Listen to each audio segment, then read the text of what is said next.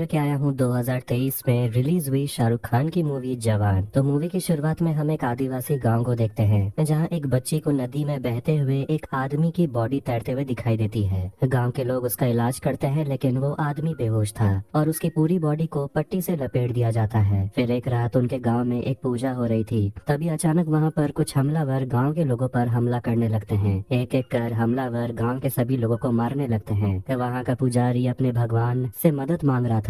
तभी हम देखते हैं कि जिस बॉडी को वो नदी से उठा कर लाए थे वो आदमी होश में आ जाता है और वो एक भाला उठाकर सभी हमलावरों को मारने लगता है। और ये आदमी कोई और नहीं बल्कि इस मूवी का मेन कैरेक्टर विक्रम राठौर है, जो अपनी याददाश्त पूरी तरह से भूल चुका है। वो अपना नाम तक नहीं जानता और आखिर में वो पूरे गाँव को उन हमलावरों से बचा लेता है। इसके बाद हम 30 साल बाद के सीन को देखते हैं जहाँ हम रेलवे स्टेशन में कुछ लड़कियों को देखते हैं। उन लड़कियों का नाम है कल्कि, जानवी, हेलेना। हेलेना एक टेक सेवी है और उन सभी लड़कियों का एक प्लान है जो कुछ देर में आपको पता चल ही जाएगा। हेलेना अपने लैपटॉप से बाहर ट्रैफिक सिग्नल को कंट्रोल करने लगती है। वहाँ पर एक गाड़ी में हम आलिया नाम की लड़की को देखते हैं जो अपना एग्जाम देने जा रही थी, मगर ट्रैफिक में लेट होने के कारण आलिया ट्रेन पकड़ने के लिए दौड़ती है। ट्रेन की टिकट खरीदने के लिए उसके पास छुट्टे भी नहीं थे। फिर वहाँ लक्ष्मी आती है और लक्ष्मी आलिया की मदद करती है और दोनों टिकट खरीद कर ट्रेन में चढ़ जाते हैं। वहाँ हम एक और लड़की को देखते हैं जिसका नाम ईरम है। फिर हेलेना अपने चीफ से कहती है कि हम रेडी हैं और देखते हैं कि बाहर एक आदमी है जो अपने चेहरे पर पट्टी लपेटे हुए बैठा हुआ था। जैसे ही ट्रेन रुकती है वो आदमी उस ट्रेन में चढ़ जाता है और थोड़ी दूर जाने के बाद हेलेना ट्रेन का ट्रैक चेंज कर देती है, जिस कारण ट्रेन अंडरग्राउंड में कहीं फंस जाता है। वहाँ ये सभी लड़कियाँ अपना असली रूप में आती हैं और पूरे ट्रेन को हाईजैक कर लेती हैं। तभी वहाँ पर एक पुलिस वाला भी रहता है जो जानवी को पकड़ लेता है और बाकी को बंदूक नीचे रखने के लिए कहता है। फिर वही आदमी जिसके चेहरे पर पट्टी बंधी हुई थी वो पुलिस ऑफिसर के सामने आता है और अपने चेहरे से पट्टी निकालकर उसके चेहरे में बांध देता है और साथ में उसके हाथों को भी बांध देता है। यहाँ हम उस आदमी का असली चेहरा देखते हैं, मगर इसका नाम क्या है ये आपको बाद में पता चलेगा। ये आदमी उस पुलिस ऑफिसर से उसकी माँ के बारे में पूछता है कि उसकी माँ की उम्र कितनी है। पुलिस ऑफिसर कहता है मेरी माँ 55 साल की है। ये आदमी ट्रेन में बैठे जितने भी 55 साल की औरत है सबको खड़े होने के लिए कहता है और अचानक हम देखते हैं कि उनमें से एक औरत को वो आदमी गोली मार देता है। फिर वो आदमी ट्रेन ट्रैफिक कंट्रोल रूम से बात करता है और कहता है कि एक ऐसे आदमी से बात करवाने के लिए जो सिस्टम की तरफ से मेरे से बात करे। इसके बाद हम इंस्पेक्टर नर्मदा को देखते हैं जिसे यही हाईजैक को हैंडल करने का केस दिया जाता है। नर्मदा उस आदमी से फोन पर बात करती है और वो आदमी नर्मदा के बारे में सब कुछ जानता है। नर्मदा भी उसके ऑर्गेनाइजेशन के बारे में पूछने लगती है, मगर वो आदमी कहता है कि मैं एक आम आदमी हूँ और वो ये भी कहता है कि इस देश में कुछ भी नहीं बदलता। ऑर्गेनाइजेशन को ऑर्गेनाइज करने के लिए हम बार बार वोट देते हैं मगर कुछ भी नहीं बदलता। वो नर्मदा को धमकी देता है और कहता है कि अगर 5 मिनट के अंदर एग्रीकल्चर मिनिस्टर से मेरी बात नहीं हुई तो हर एक मिनट में मैं एक पैसेंजर को मार डालूंगा। और उसके बाद एक गाना बजना शुरू हो जाता है। इधर हम एग्रीकल्चर मिनिस्टर को देखते हैं जिसे इस हाईजैक की जानकारी मिल जाती है और गाना खत्म होने तक वो तुरंत पुलिस स्टेशन पहुंचता है और उस आदमी से फोन पर बात करता है। वो आदमी मिनिस्टर को एक कड़वा सच सुनाता है और कहता है कि पिछले 5 सालों में 10,000 से भी ज्यादा किसानों ने अपनी जान ले ली और वो भी सिर्फ बैंक का कर्ज न उतारने के वजह से। वो आदमी ये भी कहता है कि अगर आप इस ट्रेन में बैठे सभी पैसेंजर की जान बचाना चाहते हो तो 40,000 करोड़ ट्रांसफर करने के लिए। वो एग्रीकल्चर मिनिस्टर इतने रुपए सुनकर हैरान हो जाता है और कहता है कि इतने रुपए हमें कौन देगा। वो आदमी उसे बिजनेसमैन से कांटेक्ट करने के लिए कहता है जो इतने रुपए दे सकता है। इसके बाद वो आदमी आलिया को एक फोन करने के लिए कहता है। अब हम देखते हैं काली नाम के एक आदमी को जो दुनिया का चौथा सबसे बड़ा वेपन डीलर है। कली मुकुंद के घर आया था क्योंकि मुकुंद अब इस दुनिया में नहीं है। तभी हमें कुछ समय पहले का सीन दिखाया जाता है जहाँ कली मुकुंद से मिलने आया था और मुकुंद एक डिस्ट्रिक्ट कलेक्टर है। कली अपने एक फैक्ट्री खोलने के लिए उसकी परमिशन लेने के लिए आया था, मगर मुकुंद उसकी फैक्ट्री खोलने से मना कर देता है और कहता है कि उसकी जहरीली गैस के चलते यहाँ रह रहे लोग ठीक से सांस नहीं ले पाएंगे। कली एक काला टैबलेट खाता है और कहता है कि जब मुझे ज्यादा गुस्सा आता है तो डॉक्टर ने मुझे ये टैबलेट खाने के लिए कहा है और वो मुकुंद को एक लाल टैबलेट खाने के लिए कहता है और कहता है कि अगर तुमने ये टैबलेट नहीं खाया तो यही टैबलेट मैं तुम्हारे बच्चों को खिला दूंगा। डर के मारे मुकुंद उस लाल टैबलेट को खा जाता है। खाने के तुरंत बाद मुकुंद की जान चली जाती है। फिर वापस हम प्रेजेंट सीन को देखते हैं जिसमें कली उसे पता चलता है कि उसकी बेटी जिस ट्रेन में है वो ट्रेन हाईजैक हो चुकी है। कली के आदमी एग्रीकल्चर मिनिस्टर के पास जाते हैं और कली उस मिनिस्टर को को पैसे देने के लिए मान जाता है, मगर नर्मदा कहती है कि इतने सारे पैसे अगर हम उस आदमी को दे देते हैं तो वो इसे गलत इस्तेमाल भी कर सकता है।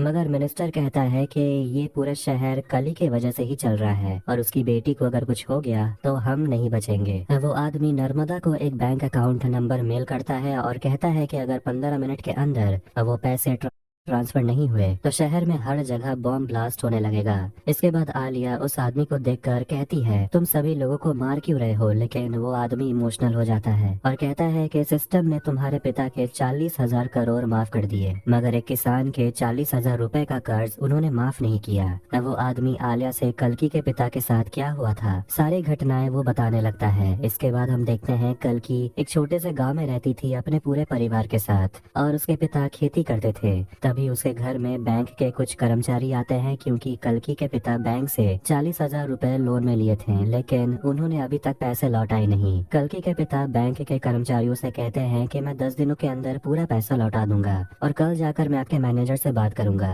ये सुनकर बैंक के कर्मचारी और गुस्से में आ जाते हैं और कहते हैं कि मैं तुझे चपरासी दिखता हूँ क्या। अपना जूता निकाल कर उसे वहीं मारने लगता है और उसकी धोती तक खोल देता है। ये देखकर कल्कि और उसकी माँ बहुत रोने लगती है। बैंक का कर्मचारी कल्कि के पिता को पूरे गांव के सामने नंगा कर देता है। कल्कि के पिता कल्कि को समझाते हैं कि मैं बैंक के पैसे 2-3 दिन में लौटा दूंगा और उसे अपने कॉलेज एग्जाम देने के लिए भेज देता है। लेकिन उसके बाद हम देखते हैं कि कल्कि के पिता खुद को एक पेड़ में लटकाकर अपनी जान ले लेते हैं। कल्कि परीक्षा देकर वापस घर आती है तो अपने पिता को लटकते हुए देखती है। ये देखकर वो बहुत रोने लगती है। वो आदमी आलिया को समझाता है कि सिर्फ 40,000 के चलते उसके पिता ने अपनी जान ले ली और 40,000 करोड़ के लिए सरकार ने तुम्हारे पिता को छोड़ दिया। वो ये भी कहता है कि ये 40,000 करोड़ हम उन सभी नागरिकों को वापस लौटा देंगे जो इन रुपए के हकदार हैं। तभी हम देखते हैं कि वो आदमी जिस औरत को गोली मार दिया था वो औरत मरी नहीं थी बल्कि जिंदा थी। ये देखकर ट्रेन में सभी बैठे पैसेंजर खुश हो जाते हैं और तालियां बजाने लगते हैं। तभी हेलेना बताती है कि पूरे 40,000 करोड़ हमारे अकाउंट में ट्रांसफर हो चुके हैं। इसके बाद ट्रेन को अगले स्टेशन की ओर ले जाया जाता है और स्टेशन में पहुँचने के बाद वहाँ पर बहुत सारी पुलिस भी उनका वेट कर रही थी। जैसे ही प्लेटफॉर्म पे ट्रेन पहुंचती है देखते हैं कि सभी पैसेंजर के चेहरे पर उसी तरह की पट्टी लगी हुई थी और नर्मदा और सभी पुलिस लोग कंफ्यूज हो गए थे कि आखिर उनमें से असली चोर कौन है। ट्रेन के अंदर से गोलियां चलने लगती है और नर्मदा भी धीरे धीरे करके ट्रेन के अंदर चली जाती है, मगर वो देखती है कि वहाँ एक स्टैचू रखा हुआ था और उसके हाथ में एक बंदूक है जो अपने आप चल रहा था। नर्मदा अपने टीम से उस 40,000 करोड़ रुपए वापस ट्रांसफर करने के लिए कहती है, मगर उसका टीम उसे बताता है कि ये सारे रुपए तकरीबन 7 लाख लोगों के अकाउंट में ट्रांसफर ऑलरेडी हो चुका है और वो पैसे वो अकाउंट से वापस ट्रांसफर नहीं कर सकते। तभी हम देखते हैं कि 7 लाख लोग जिनके अकाउंट में पैसे ट्रांसफर हुए हैं वो सभी के सभी किसान हैं और उनके अकाउंट्स में थोड़ा थोड़ा पैसा जमा हो गया था। सभी किसान अपने अकाउंट में पैसा जमा होते देख बहुत ही ज्यादा खुश हो जाते हैं। कली जिसे पता चलता है कि उसका 40,000 करोड़ को लूट लिया गया है। आलिया अपने पिता को उस आदमी का नाम बताती है और वो कहती है उसका नाम विक्रम राठौर है, मतलब कि जो आदमी ट्रेन को हाईजैक करवाने आया था उसका नाम विक्रम राठौर है। इधर हम विक्रम राठौर को देखते हैं जो अपने चेहरे में मास्क लगाया हुआ था और वो अपना मास्क खोलता है और अपनी टीम की लड़कियों से कहता है कि ये तो बस शुरुआत है, आगे हमें बहुत सारा काम करना बाकी है। तभी सभी लड़कियों को कैदियों के कपड़े पहनाकर एक जेल के अंदर उन्हें लाया जाता है जहाँ बहुत सारे औरतों और लड़कियां ही कैदी थी। इसके बाद जेल के अंदर हम वहाँ के जेलर को देखते हैं जिसका नाम आजाद है, मगर आजाद वही आदमी है जो अपने आप को विक्रम राठौर बता रहा था। मगर वो अपने आप को विक्रम राठौर क्यों बता रहा था ये भी आपको आगे पता चलेगा। आजाद कहता है कि मैं यहाँ 12 सालों से जेलर का काम कर रहा हूँ और यहाँ की सभी कैदियाँ अपाहिजों के लिए एस्थेटिक मटेरियल बनाती हैं और सरकारी स्कूलों के लिए यूनिफॉर्म बनाती हैं और जितनी भी औरत यहाँ से निकले हैं वो कभी भी वापस जुर्म का रास्ता नहीं अपनाती। फिर आजाद अपनी मुंह बोली माँ कावेरी अम्मा के साथ एक लड़की देखने के लिए जाता है, लेकिन जिस लड़की को वो देखने जाते हैं उस लड़की की बेटी जिसका नाम सूजी है वहाँ होती है। सूजी आजाद से अपनी मम्मी की शादी के लिए बात करती है और वो कहती है कि मेरी माँ बहुत ही स्ट्रिक्ट है मगर मुझे प्यार करने वाला एक पापा भी चाहिए। फिर दोनों एक सेल्फी लेते हैं जिससे सूजी अपनी मम्मी को दिखाएगी, तब जाकर अगर सब कुछ ठीक रहता है तो दोनों की शादी हो जाएगी। इसके बाद हम नर्मदा को देखते हैं जो अपने टीममेट ईरानी से पूछती है कि उस चोर के बारे में कुछ भी पता चला। ईरानी कहता है कि उसके बारे में अभी तक कुछ भी नहीं पता चला और वो जो इंस्पेक्टर उनके चंगुल में था उसका भी कोई पता नहीं चला कि वो अभी कहाँ है। इसके बाद हम उस इंस्पेक्टर को देखते हैं जो एक फाइल में एक निशान को देखता है और वो उस पेपर को अपने पास रख लेता है। इसके बाद हम आजाद को देखते हैं जिसे सूजी का फोन आता है और कहती है कि मैंने आपको अपनी मम्मी के लिए चुन लिया है और शनिवार 2 बजे मेरा पेरेंट्स मीटिंग है। और अपनी मीटिंग के लिए सूजी आजाद को बुलाती है और जिस दिन मीटिंग हो रहा था उस दिन स्कूल में नर्मदा भी पहुंच जाती है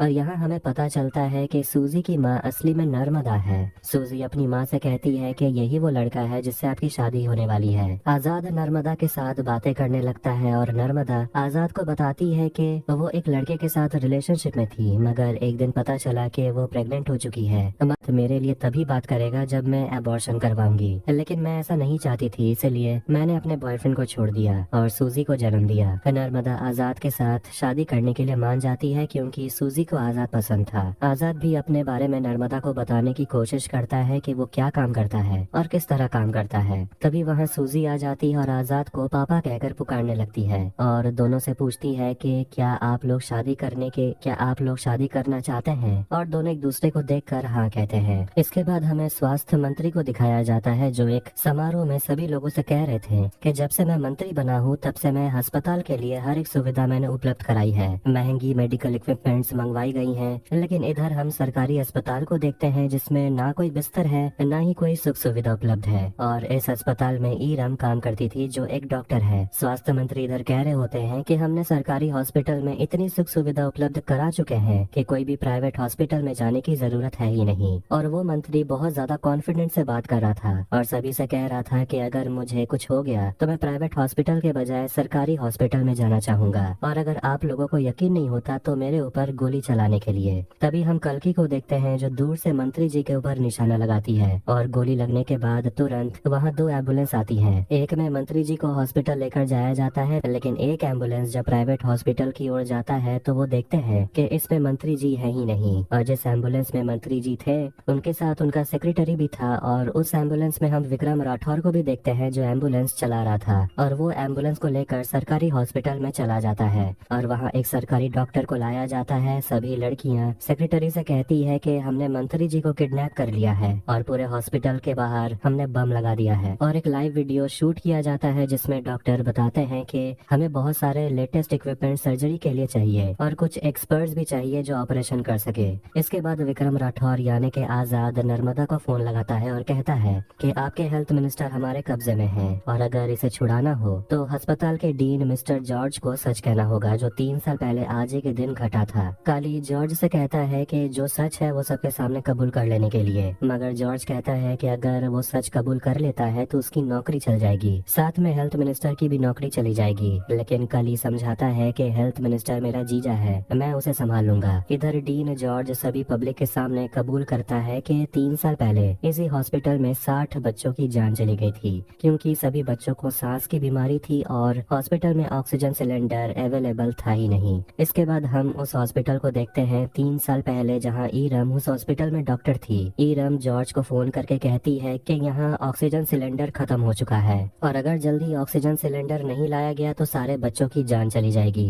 लेकिन जॉर्ज कहता है कि हॉस्पिटल में जितने भी सामान हैं उन सभी के लिए बहुत सारे डिपार्टमेंट्स की परमिशन चाहिए होती है और सभी अपना अपना कमीशन मांगते हैं। यहाँ तक कि हेल्थ मिनिस्टर भी अपना कमीशन मांगते हैं, इसलिए अगर तुम्हें कंप्लेंट करना हो तो कर सकती हो, मगर तुम जिसे कंप्लेन करोगी वो भी घूस खाकर बैठा होगा। फिर ईरम अपने जान पहचान के डॉक्टर को फोन करके कहती है कि यहाँ इमरजेंसी है और वहाँ सभी डॉक्टर एक ऐसा इक्विपमेंट लेकर आते हैं जिससे सांस की कमी को रोका जा सकता है, मगर उसे ज्यादा देर तक मदद नहीं मिल सकती। ईरम अपने साथ ही डॉक्टर को इन बच्चों का ध्यान रखने के लिए कहती है और खुद ऑक्सीजन सिलेंडर का इंतजाम करने के लिए निकल जाती है, मगर बहुत कोशिश करने के बाद ऑक्सीजन सिलेंडर का इंतजाम नहीं हो पाता। और जब ईरम वापस हॉस्पिटल आती है तो वो देखती है कि सारे के सारे बच्चे मर चुके हैं। डॉक्टर ईरम के ऊपर केस कर दिया जाता है और कहा जाता है कि वो नशे में थी और इसीलिए सभी बच्चे की जान चली गई और इसीलिए उसे जेल हो जाती है और उसका मेडिकल लाइसेंस भी कैंसिल कर दिया जाता है। इधर लाइव वीडियो में जॉर्ज सभी से कहता है कि उस दिन ईरम की कोई गलती नहीं थी, सारी गलती मेरी थी और हॉस्पिटल मैनेजमेंट की थी। विक्रम राठौर नर्मदा से रिक्वेस्ट करता है और कहता है कि मैं आपको एक ईमेल भेजता हूँ और जितने भी सरकारी हॉस्पिटल है उन सभी में सारे मेडिकल इक्विपमेंट पहुँच जाने चाहिए और ये काम 5 घंटे के अंदर हो जाना चाहिए, नहीं तो स्वास्थ्य मंत्री जिंदा नहीं बचेंगे। अब ये सुनकर नर्मदा सारे सरकारी हॉस्पिटलों में मेडिकल इक्विपमेंट पहुँचाने लगती है और ये न्यूज पूरे शहर में दिखाया जा रहा रहा था और शहर के लोग भी बहुत ज्यादा खुश हो जाते हैं क्योंकि सरकार जो चीज 5 सालों में नहीं कर पाई वो इस आदमी ने 5 घंटे में करके दिखा दिया। इसके बाद विक्रम राठौर नर्मदा से एक और हेल्प मांगता है और कहता है कि हमें एक हेलीकॉप्टर चाहिए जिसकी मदद से हम यहाँ से भाग सके। नर्मदा एक हेलीकॉप्टर उनके पास भेजती है, लेकिन जैसे ही सारी लड़कियां भागने लगती हैं, नर्मदा एक टीम के साथ वहां पहुंच जाती है और उन सभी लड़कियों को घेर लेती है। अंदर विक्रम राठौर एक अलग मास्क पहना हुआ था और बाहर एक ब्लास्ट करता है और फिर सभी लड़कियां सभी पुलिस ऑफिसर्स को मारने लगती हैं और अपनी जान बचाकर हेलीकॉप्टर में बैठ जाती हैं। विक्रम राठौर भी मास्क पहन कर आता है और उसके ऊपर नर्मदा हमला करती है, लेकिन नर्मदा के हाथों से विक्रम राठौर का मास्क निकल जाता है और विक्रम राठौर किसी तरह हेलीकॉप्टर में बैठकर वहां से भाग जाता है। नर्मदा के हाथों में उसका मास्क मिल गया था जिसमें उसके बाल लगे हुए थे। डीएनए टेस्ट से पता चलता है कि ये बाल नकली हैं और नर्मदा के पास उसकी बनाई गई स्केच भी थी जिसके मुंह में पट्टी बंधी हुई थी और वो सबको बताती है कि 35 सालों के अंदर जितने भी वर्जन्स चेहरे के मिलेंगे सभी निकालने के लिए। लेकिन ईरानी कहती है कि कल आपकी शादी है, मगर नर्मदा कहती है कोई भी अगर जरूरी काम हो तो मुझे बताना। इधर हम काली को देखते हैं जो अपने भाई से कहता है कि इन सभी मंत्रियों को जितना भी पैसा मिला है उसका कोई फायदा नहीं होने वाला क्योंकि वो सभी अपने मर्जी से ही काम करेंगे, इसीलिए हमें पॉलिटिक्स ज्वाइन करना होगा। काली अपने भाई मनीष से कहता है जब तक मैं रशिया से वापस नहीं आ जाता तुम यहाँ काम को संभालो। इसके बाद हम आजाद को देखते हैं जिसकी शादी नर्मदा से हो रही थी। ईरानी जब उस मास्क मैन का चेहरा बना रहा था तो उसका चेहरा आजाद से मिल रहा था। ईरानी नर्मदा को कॉल करने की कोशिश करता है पर उसका फोन साइलेंट पे था। शादी हो जाने के बाद सुहागरात वाले दिन ईरम और बाकी लड़कियां मिलकर आजाद को फोन करके चिढ़ाने लग रहे थे, लेकिन आजाद उन लोगों से कहता है कि नर्मदा को हमारे काम के बारे में मैं सब कुछ बताने वाला हूँ। नर्मदा जब अपना फोन चेक करती है तो उसे व्हाट्सएप में आजाद की तरह मिलता हुआ एक स्केच दिखाई देता है और ये देखकर नर्मदा बहुत ज्यादा उदास हो जाती है और आजाद से पूछने लगती है कि तुमने मेरे साथ ऐसा क्यों किया। आजाद कहता है कि मैं आपको सब कुछ सच बताने वाला था। तभी नर्मदा आजाद के कंधे में गोली मार देती है और गोली की आवाज सारी लड़कियां सुन लेती है। घर के बाहर मनीष और उसके आदमी आजाद और नर्मदा के ऊपर गोलियां बरसाने लगते हैं। मनीष अपने भाई के साथ हुए धोखे के लिए उन सभी से बदला लेना चाहता था क्योंकि उन दोनों ने मिलकर उसके 40,000 करोड़ रुपए उड़ा लिए। दोनों को मनीष चेयर से बांध देता है और दोनों को मारने लगता है। अचानक मनीष नर्मदा को गोली मार देता है। फिर जैसे ही मनीष आजाद को गोली मारने वाला था वहाँ पर एक और आदमी आता है और वो सभी को मारने लगता है और वो आदमी आजाद को अपने कंधे में उठा लेता है और मनीष जैसे ही आदमी से पूछता है कि तुम हो कौन, वो आदमी अपना नाम बताता है और कहता है मेरा नाम है विक्रम राठौर। ये सुनकर मनीष हक्का बक्का हो जाता है और उसे विक्रम राठौर गोली मारकर खत्म कर देता है। इधर रशिया में काली अपने एक फैक्ट्री खोलने के लिए इन्वेस्टर से मीटिंग करता है और उन्हें समझाता है कि भारत में आपको हर तरह की सुविधा मिल जाएगी और 2 महीना के बाद इलेक्शन है और हम अपनी सरकार बनाने वाले हैं। 50% भी वोट मिल जाता है तो हम जीत जाएंगे और इस प्रोजेक्ट में मैं 20% इन्वेस्ट कर रहा हूँ और बाकी 80% के लिए इन्वेस्टर से रिक्वेस्ट करता है। उनमें से एक इन्वेस्टर उसके प्रोजेक्ट में इंटरेस्ट दिखाता है और कहता है कि मैं पूरा 80% इन्वेस्ट कर दूंगा, मगर मेरे साथ अगर धोखा हुआ और मेरे पैसे लॉस में गए तो मेरे आदमी तुम्हारे टुकड़े कर डालेंगे। दोनों के बीच डील हो जाती है। तभी काली को फोन आता है और उसे पता चलता है कि उसका भाई मनीष मर चुका है। वो अपने भाई की डेड बॉडी को देखने के लिए तुरंत इंडिया वापस आता है और कहता है कि ये मेरा भाई था और मैंने इसे बहुत समझाया कि बिजनेस में अपने इमोशंस को काबू में रखने के लिए, मगर ये मेरी बात सुनता ही नहीं था। मेरे भाई होने के नाते मैं इस पूरे शहर को जला डालूंगा और अपने आदमी से पूछता है कि वो आदमी कौन था जिसने मेरे भाई को मारा। नर्मदा को पता चलता है कि इन सब चोरी के पीछे आजाद का हाथ था और उनके पीछे सभी लड़कियों का नाम उसे पता चल जाता है और उन्हें पकड़ने का वो प्लान करते हैं। वहाँ नर्मदा से मिलने उसकी बेटी सूजी आती है। नर्मदा सूजी से कहती है कि तुम्हारे पिता को ढूंढने के लिए मैं जा रही हूँ। इसके बाद सारे ऑफिसर्स प्लान करते हैं कि आजाद को पकड़ना कैसे है और नर्मदा अपने आप को घायल करके खुद जेल के अंदर चली जाती है जहाँ आजाद जेलर है और उस जेल के अंदर वो सभी 6 लड़कियां भी होती हैं। नर्मदा सभी से कहती है कि तुम सभी जिसका नाम बार बार लेते रहती हो वो 1 नंबर का फ्रॉड है। लेकिन लक्ष्मी नर्मदा से कहती है कि आजाद को जानने से पहले तुम्हें विक्रम राठौर को समझना होगा और ऐश्वर्या को भी। ये दोनों कौन थे? इसके बाद हम जाते हैं 1986 में जहां विक्रम राठौर और ऐश्वर्या को हम देखते हैं जो एक दंगल में कुश्ती लड़ रहे थे और उस दंगल में ऐश्वर्या विक्रम राठौर को हरा देती है। विक्रम राठौर अपनी टीम के साथ मिलिट्री कमांडर के साथ मीटिंग करते हैं। मिलिट्री कमांडर विक्रम राठौर और उसकी टीम को एक वीडियो दिखाते हैं और उसमें बताया जाता है कि बॉर्डर के पास कुछ आतंकवादी मिलकर 40 ट्रक ट्रक ड्राइवर को बंदी बना चुके हैं और वो सभी के सभी भारतीय हैं। उन्हें बचाने के लिए हमने एक टीम भी भेजी थी, मगर उन्हें भी उन टेररिस्ट ने बंदी बना लिया है। इसके लिए मिलिट्री कमांडर ने विक्रम राठौर की स्पेशल ऑपरेशन वाली टीम से गुजारिश की है कि उन सभी 40 ट्रक ड्राइवर और हमारे 6 सिपाहियों को जिंदा लेकर आने के लिए। इसके बाद विक्रम राठौर अपनी टीम के साथ उस टेररिस्ट वाले इलाके में पहुंच जाता है और वहां सभी आतंकवादियों को मारने लगते हैं। लेकिन अचानक देखते हैं कि सभी के गन काम करना बंद कर देते हैं। उन लोगों को समझ नहीं आ रहा था कि उनका गन आखिर चल क्यों नहीं रहा। तभी उनमें से एक सिपाही घायल हो जाता है और विक्रम राठौर अपनी टीम से कहता है कि उन लोगों की बंदूक इस्तेमाल करने के लिए फिर सभी टेररिस्ट के इस्तेमाल किए गए बंदूक को लेते हैं और टेररिस्ट पर हमला करने लगते हैं। लेकिन उसका भी कोई फायदा नहीं हो रहा था क्योंकि वो सभी सिपाहियों को चारों तरफ से घेर लेते हैं। लेकिन उनमें से एक सिपाही अपने हाथों में ग्रेनेड लेकर आतंकवादियों की तरफ बढ़ता है और जोरदार ब्लास्ट होता है, जिस कारण सभी आतंकवादी मर जाते हैं। विक्रम राठौर अपनी बची हुई टीम के साथ 40 ट्रक ड्राइवर और मिलिट्री के सिपाही को लेकर वापस इंडिया चला आता है। इस मिशन को पूरा करने के लिए विक्रम राठौर और उसकी टीम को मेडल भी दिया जाता है। लेकिन इमोशनल होकर विक्रम राठौर सभी से कहता है कि जब हम आतंकवादियों के साथ लड़ रहे थे तो हमारी बंदूकें ने काम करना बंद कर दिया और ये चीजें हमारे बहादुर जवानों के साथ भी हुआ था। उनका भी बंदूक काम करना बंद कर दिया, जिस कारण वो सभी लोग मारे गए। विक्रम राठौर उस गन डीलर के ऊपर इंक्वायरी करने का रिक्वेस्ट करता है और इस गन डीलर की कंपनी काली की है। जब काली उन जवानों के साथ मीटिंग कर रहा था, काली बताता है कि हमारे गन के साथ एक मैनुअल बुक आता है जो कि फॉरेन लैंग्वेज में लिखा रहता है, जिसे कोई समझ ही नहीं पाता, मगर जो कोई भी समझता है वो पूरा नहीं समझ पाता। इसीलिए ये एक ह्यूमन एरर है, ना कि गन एरर। हमारी कंपनी आप सभी जवानों को इस गन को कैसे चलाते हैं इसकी ट्रेनिंग देना चाहती है और इसके लिए कम से कम 30 दिनों का वक्त लगेगा। विक्रम राठौर काली को उसका गन का डेमो दिखाता है जिस तरह मैनुअल में लिखा हुआ था, बिल्कुल उसी तरह, लेकिन तब भी बंदूक चलता ही नहीं। विक्रम राठौर अपने सीनियर ऑफिसर से कहता है कि उनका गन कभी भी काम नहीं करेगा।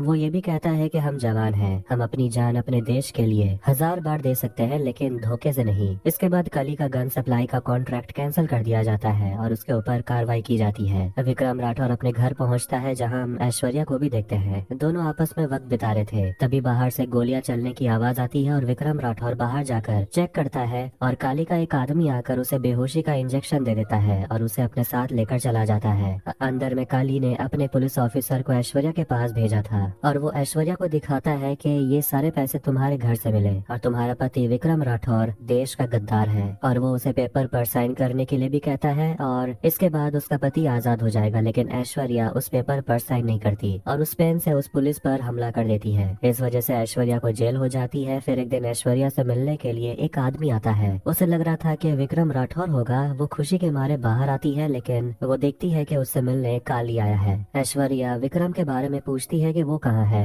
तभी हमें दिखाया जाता है कि काली ने अपने हेलीकॉप्टर में वो विक्रम के साथ था और वो उसे मारकर अधमरा कर देता है। काली विक्रम से कहता है कि मेरी इज्जत तेरे वजह से गई है और उसे अपने बंदूक से गोली मार देता है और हेलीकॉप्टर के नीचे फेंक देता है। काली ऐश्वर्या को समझाता है तुम्हें फांसी होने वाली है और उसे रेस्ट इन पीस कहकर वहाँ से चला जाता है। फिर जिस दिन ऐश्वर्या को फांसी होने वाली थी, ऐश्वर्या चक्कर खा के गिर जाती है। पता चलता है कि ऐश्वर्या प्रेग्नेंट है और इंडियन लॉ के मुताबिक अगर कोई मुजरिम प्रेग्नेंट होती है तो उसका बच्चा जब तक 5 साल का नहीं हो जाता उस मुजरिम को फांसी नहीं दी जा सकती। इसके बाद ऐश्वर्या मुस्कुराती है और वही जेल में उसकी मुलाकात कावेरी से होती है। पूरे जेल मेंबर काफी खुश हो जाते हैं कि ऐश्वर्या का बच्चा होने वाला है और जेल में जश्न मनाया जाता है और ऐसे ही करते करते ऐश्वर्या एक बच्चे को जन्म देती है जिसका नाम वो आजाद रखती है। फिर जिस दिन आजाद 5 साल का हो जाता है उस दिन ऐश्वर्या अपने बेटे से कहती है कि तुम्हारे पिता अब इस दुनिया में नहीं है, लेकिन बड़े होकर तुम अपने पिता की तरह बनना। ऐश्वर्या आजाद को कावेरी के हवाले कर देती है और उसी रात ऐश्वर्या को फांसी हो जाती है। ये देखकर आजाद बहुत ज्यादा रोने लगता है। अब प्रेजेंट में हम नर्मदा को देखते हैं जिसे सभी लड़कियां ये कहानी सुना रही थी। आखिर में नर्मदा आजाद से मिलना चाहती है और उसके बाद हम आजाद को देखते हैं जो घायल था। वहाँ हम उसी पुलिस ऑफिसर को देखते हैं जो उस ट्रेन में आजाद ने जिसे बंदी बना लिया था। वो पुलिस ऑफिसर विक्रम राठौर के सारे सिपाहियों को ढूंढ निकालता है जो अब तक जिंदा है और उन्हें बताता है कि विक्रम राठौर अभी जिंदा है। और मूवी के शुरुआत में जो इंसान की बॉडी नदी में बहते हुए मिली थी वो विक्रम राठौर था और जो बच्चा उसे गाँव में विक्रम राठौर से मिला वो बच्चा यही पुलिस ऑफिसर है। लेकिन अभी विक्रम राठौर की याददाश्त जा चुकी है और उसे कुछ भी याद नहीं कि उसके साथ हुआ क्या था। आजाद अपने पिता को देखकर बहुत ज्यादा खुश होता है और रोने लगता है। विक्रम उसे कहता है कि सभी कहते हैं तुम मेरे बेटे हो, मगर एक बाप को क्या करना चाहिए ये फीलिंग्स मेरे अंदर नहीं है। मगर तुम जो भी काम कर रहे हो इसमें हम सब तुम्हारा साथ देंगे। इसके बाद काली को देखते हैं जिसे वेपन पहुंचाने का काम मिलता है और नर्मदा और बाकी 6 लड़कियों को इन्वेस्टिगेशन के लिए ले जाया जाता है और इन्वेस्टिगेशन के लिए ईरानी वहाँ पर रहता है और वहाँ पता चलता है कि ईरानी इतने दिनों तक काली के लिए काम करता था और सभी को पता चल गया है कि आजाद विक्रम राठौर का बेटा है। ईरानी काली को फोन करता है और काली नर्मदा को एक ब्रेवरी अवार्ड देना चाहता है और ब्रेवरी अवार्ड उसी को मिलता है जो शहीद हो गया है। इसीलिए काली ईरानी से कहता है नर्मदा और बाकी 6 लड़कियों को मार डालने के लिए, मगर उसके पहले आजाद और विक्रम राठौर कहाँ पर है ये पता लगाने के लिए और नर्मदा की बेटी सूजी को भी मार देने के लिए वो कहता है। ये सुनकर नर्मदा बहुत ज्यादा गुस्से में आ जाती है। ईरानी सूजी को लेकर एक गाड़ी में बैठा देता है और काली के अड्डे में ले जाने के लिए कहता है। आजाद और विक्रम दोनों नर्मदा और सूजी को बचाने के लिए निकलते हैं। आजाद जेल पहुंच जाता है और विक्रम सूजी को बचाने के लिए जाता है और सभी गुंडों को मारने लगता है और आखिर में सूजी को बचा लेता है। इधर जेल के अंदर आजाद सभी गुंडों को मारता है और ईरानी के पास पहुंच जाता है। ईरानी अपने बाकी गार्ड्स को बुलाता है, तभी आजाद सभी कैदियों का दरवाजा स्विच ऑन कर देता है जिस कारण सारे कैदी बाहर निकल आते हैं और ईरानी को मार डालते हैं। पर हम देखते हैं कि लक्ष्मी को गोली लग चुकी थी और वो बहुत घायल हो गई थी, पर लक्ष्मी को बचाने की कोशिश भी की जाती है मगर आखिर में लक्ष्मी अपनी जान गंवा देती है। बाकी सारी लड़कियां शपथ लेती है कि हम आगे का काम लक्ष्मी के बिना ही करेंगे,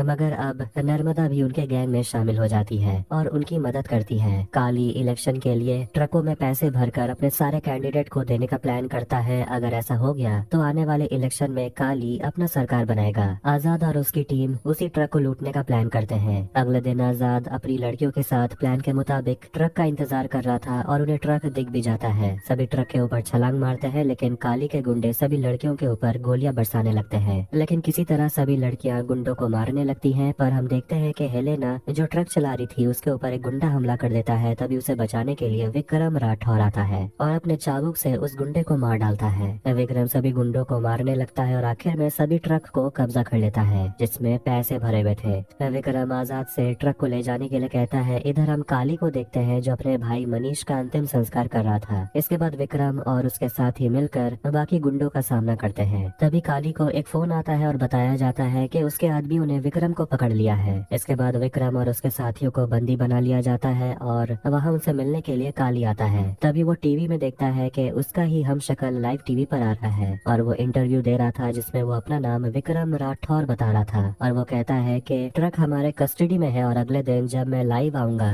तो किसी एक ऐसे आदमी से मुझसे बात करवाइएगा जो सिस्टम के लिए काम करता हो। काली विक्रम से पूछता है कि ये तुम्हारा हमशक्ल ये कैसे हो सकता है, तुम तो मेरे सामने हो और तेरा ये हमशक्ल लाइव टीवी पर आ रहा है। तभी विक्रम का एक साथी काली को बताता है कि तूने जो टीवी पर देखा है वो सिम्बा है और ये मुफासा है। दूसरा साथी कहता है इसका नाम विक्रम राठौर है जिसने तूने मार दिया था, मगर उस दिन वो मरा नहीं था। काली सब कुछ समझ जाता है और विक्रम की याददाश्त वापस लाने में मदद करता है और कहता है कि मुझे पहचाना है कि मैं कौन हूँ। विक्रम कुछ भी याद नहीं कर पा रहा था। इसके बाद हम इंस्पेक्टर माधवन को देखते हैं जो आजाद को मारने का ऑर्डर देता है। माधवन के सारे सिपाही को जेल के अंदर भेज दिया जाता है और अंदर पहुंचने के बाद वहां उन लोगों को आजाद मिल जाता है। सारे सिपाही आजाद के ऊपर बंदूक तान के खड़े हो जाते हैं, मगर हम देखते हैं कि जेल में जितने भी कैदी थे सभी के हाथों में हथियार थे और सभी मिलकर सिपाहियों के ऊपर गोलियां बरसाने लगते हैं। आजाद माधवन को फोन करके कहता है कि उसे एक लेटर दिया जा रहा है जिसमें एक भारतीय नागरिक का साइन चाहिए और ऐसा वैसा नागरिक नहीं, राज्य के मुख्यमंत्री का साइन चाहिए। माधवन कहता है कि उस पेपर में ऐसा क्या है जो मुख्यमंत्री साइन कर देंगे। आजाद बताता है कि हमारे पास उनका एक कीमती चीज है जिसे पाने के लिए ये साइन करना पड़ेगा।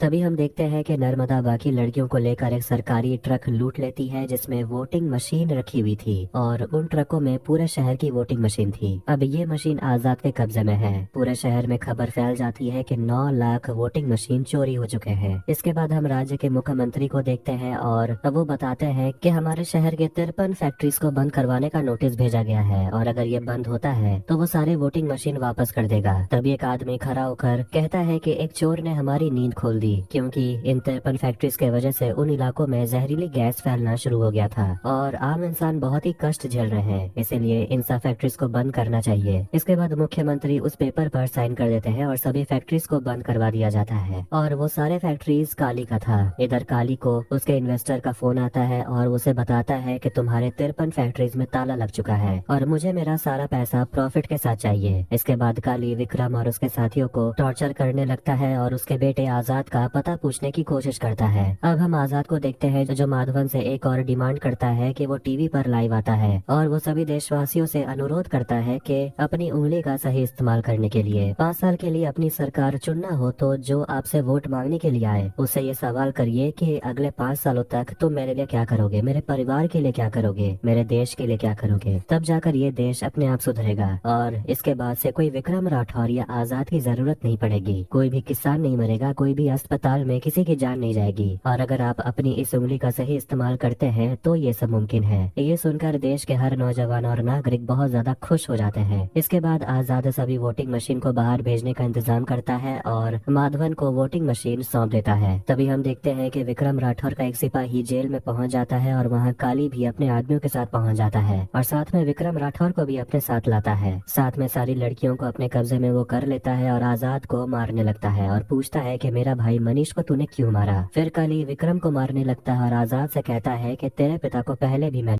था मगर गलती से वो बच गया, मगर आज मैं तेरे सामने उसे फिर से मारूंगा। विक्रम राठौर को घुटने पर वो बैठा देता है और उसके माथे पर बंदूक रखता है और जैसे ही काली का बंदूक नहीं चलता तभी विक्रम को उसके सारे पुराने मेमोरीज वापस आने लगते हैं और काली को यह एहसास हो जाता है कि सही टाइम पर अगर बंदूक ना चले तो कैसा लगता है। फिर काली एक लोहे का चैन लेता है और आजाद के ऊपर उसी से हमला करता है। विक्रम उस चैन को पकड़ लेता है और काली से कहता है मुझे सब याद आ गया और मुझे पता है तूने मुझे कहाँ कहाँ मारा और उसे एक पंच मारता है। आजाद और विक्रम मिलकर दोनों काली और उसके आदमियों से लड़ते हैं लेकिन वहाँ पर एक और लंबा चौड़ा आदमी आता है जो काली के लिए काम करता है और वो दोनों को बेधड़क मारने लगता है मगर विक्रम एक गैस सिलेंडर लाकर उस लंबे चौड़े आदमी के ऊपर हमला करता है और उसे भी मार डालता है। इसके बाद फिर से काली को दोनों मिलकर मारते हैं और उसे पकड़ के फांसी में चढ़ाने के लिए चले जाते हैं। अब काली को सब कुछ याद आ जाता है जो उसने ऐश्वर्या के साथ किया था। काली जोर जोर से चीखने लगता है और आपस में डील करने की बात करता है और यही बात वो बार बार दोहरा रहा था लेकिन आखिर में काली को फांसी दे दिया जाता है और वो मर जाता है।